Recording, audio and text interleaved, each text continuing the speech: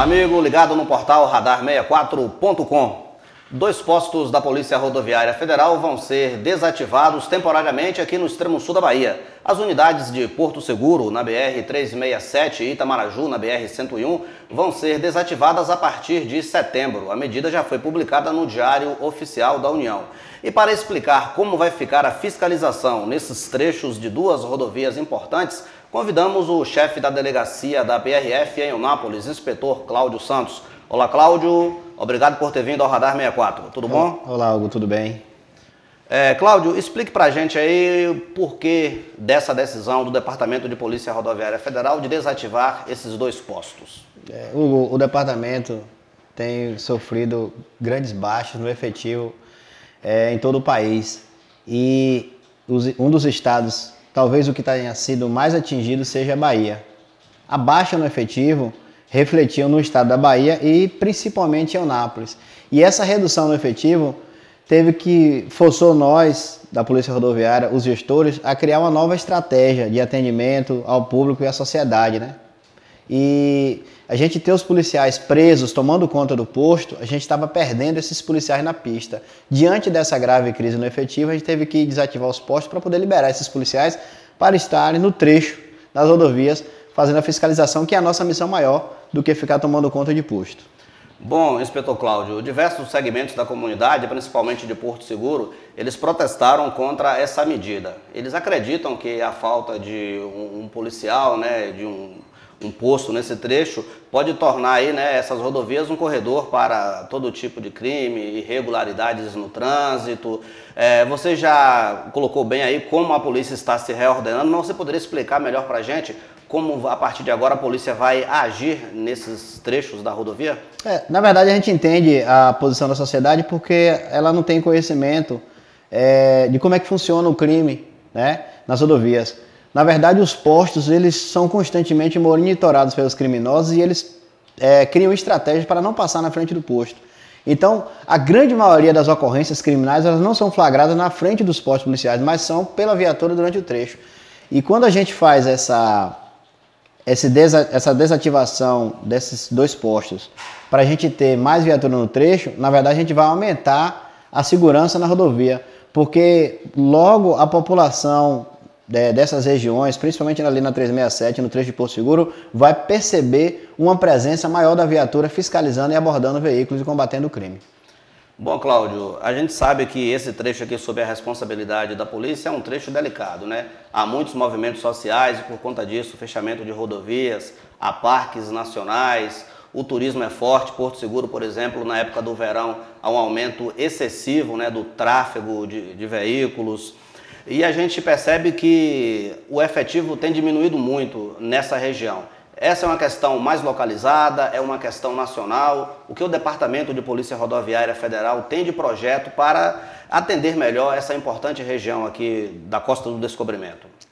Você falou muito bem, Hugo. Nós temos uma região que ela é problemática. A gente tem a quantidade de movimentos sociais, a gente tem um aumento sazonal do fluxo de veículos e, consequentemente, de acidentes no período do verão, por conta dos períodos de férias escolares de verão, por conta que a gente tem um grande atrativo turístico que é Porto Seguro. Mas essa questão da redução do efetivo, ela é nacional. Nós tivemos sérios problemas com concursos públicos anteriores que atrasaram a posse e a nomeação de policiais rodoviários federais. E o estado que foi mais atingido foi a Bahia. Para você ter noção, dos estados da federação, o Departamento de Polícia Rodoviária Federal fez um estudo para ver qual era o efetivo mínimo necessário para todos os estados. O que está mais abaixo do efetivo mínimo necessário em todo o Brasil é a Bahia, que está com menos de 50% do efetivo mínimo necessário. Isso significa que a gente precisava aí de 1.800 policiais e nós estamos com menos de 900.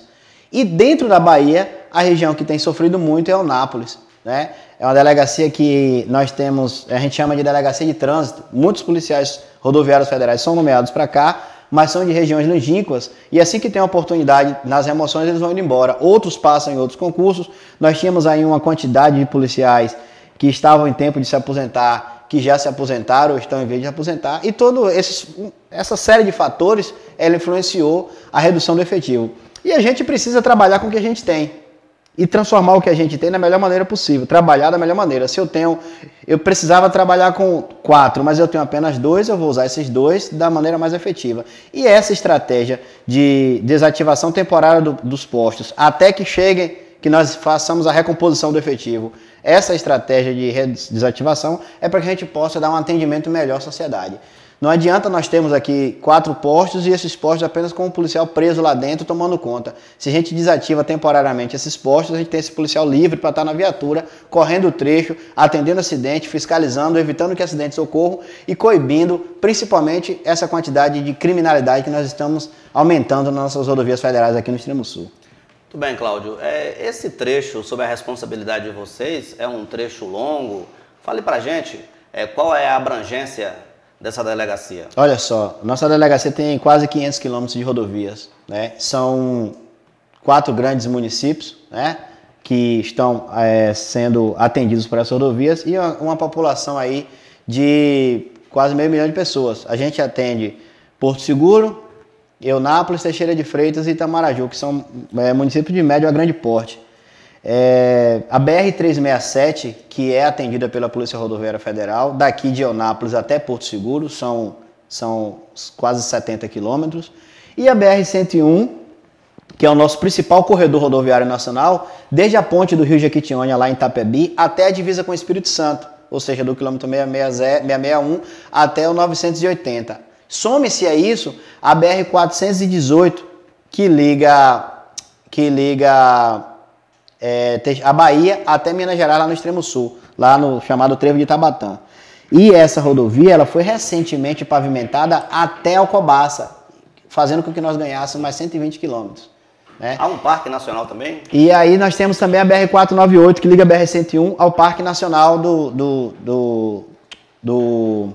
Monte Pascoal. Monte Pascoal. Que também é uma rodovia federal. São quantos quilômetros? São 14 quilômetros de rodovia. Nós não temos movimento de veículo lá, nem de acidente. Mas a gente tem um problema lá que é um parque nacional com várias tribos indígenas e aí a gente se envolve também no atendimento desses movimentos indígenas, né? Às vezes conflito de terra. E há também a questão ambiental, né? Muitos crimes ambientais que acontecem nesse trecho e vocês estão sempre atentos para coibir isso. Exatamente. Nós temos uma parceria muito boa com o IBAMA e constantemente a gente faz operações conjuntas e durante as fiscalizações de rotina na rodovia temos apreendido muito. A gente sabe que tem um foco de tráfico de animais no extremo sul da Bahia, que vai tanto para o Rio de Janeiro quanto para a Feira de Santana, e de quando em vez nós conseguimos abordar veículos com quantidade de aves, fora a questão da extração de madeira ilegal. Bom, Cláudio, voltando na questão da desativação temporária, como você disse, né, desses 2 postos, Porto Seguro e Itamaraju, o que vão acontecer com os veículos que estão apreendidos nos pátios dessas delegacias? Nesses 2 postos, nós tínhamos uma grande quantidade de veículos e já fizemos a transferência de quase todos eles. Aqueles que estavam em Porto Seguro foram transferidos para Eunápolis e os que estavam em Itamaraju foram transferidos para Teixeira de Freitas. Apenas 2 ou 3 veículos de grande porte que nós já estamos providenciando essa transferência. A despeito disso, os proprietários podem ficar tranquilo que esses veículos continuam sob a guarda da PRF e a gente só fez um remanejamento de localização. Bom, Cláudio, desde agosto a Polícia Rodoviária Federal passou a cobrar uma taxa pelos veículos que ficam apreendidos em seus pátios, não é isso? Exatamente. Quais são esses valores? Olha só, a gente tem uma portaria publicada pelo Ministro da Justiça no Diário Oficial fixando esses valores. E depois um decreto, uma instrução normativa do nosso coordenador geral de operações, regulamentando melhor essa questão. Os valores, na verdade, eles vão variar de acordo com o tamanho do veículo, o porte do veículo e o período, né? E o período que o veículo fica retido. O importante é o usuário saber que se ele tiver um veículo recolhido nos pátios da PRF, seja por acidente de trânsito, seja por uma infração administrativa que ocasione a retenção, quando da retirada vai ser expedido um guia de recolhimento da União e ele vai no banco pagar o valor correspondente às diárias dessa retenção. Bom, Cláudio, a Polícia Rodoviária Federal anunciou recentemente uma nova medida. Alguns acidentes de menor monta, né, os usuários poderão comunicar isso diretamente pela internet. Muitas pessoas acharam a medida polêmica, não gostaram. reprovaram?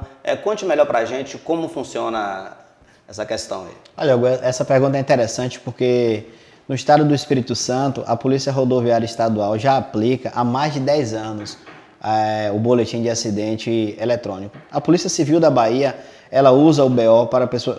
Se você foi furtado, assaltado, você pode entrar no site da Polícia Civil e registrar essa queixa. Então nós não estamos nós nem somos pioneiros. Na verdade, 15 ou 20 estados do país, as polícias rodoviárias estaduais, os órgãos municipais de trânsito utilizam-se dessa forma de atender melhor a população, que é o registro de acidentes pela internet. É o que a gente chama de EDAT, que é a Declaração de Acidente de Trânsito Eletrônica. O que ocorre? A Polícia Rodoviária Federal ela perdia um tempo muito grande atendendo acidentes, pequenos acidentes de pequena monta. Tempo esse que poderia ser utilizado evitando acidentes mais graves, que poderia ser utilizado melhor fiscalizando, abordando veículos com ilícito, cargas roubadas, e a gente gastava muito tempo fazendo isso. Então você percebeu que essa seria uma estratégia mais inteligente de reduzir, gastar o tempo dos policiais fazendo um atendimento. São pequenos acidentes, pequenas colisões traseiras, algumas saídas de pistas que não causam grandes prejuízos ao veículo, não tem vítimas. Aqueles acidentes que geralmente a pessoa precisa apenas de um número para informar a seguradora. Para esses acidentes, o usuário ele vai entrar no site da Polícia Rodoviária Federal e tem lá declaração de acidente, e ele vai informar a placa do veículo dele, os dados dele, seus dados pessoais, o local do acidente, a data e a hora. Muito bem, conversamos aqui no estúdio do Radar 64 com o inspetor Cláudio Santos, ele que é o chefe da 9ª Delegacia da Polícia Rodoviária Federal, com sede em Eunápolis. Cláudio, obrigado por ter vindo ao Radar 64 esclarecer essas dúvidas para a população. Hugo, nós é que agradecemos essa oportunidade de manter um contato com a população. Valeu, obrigado.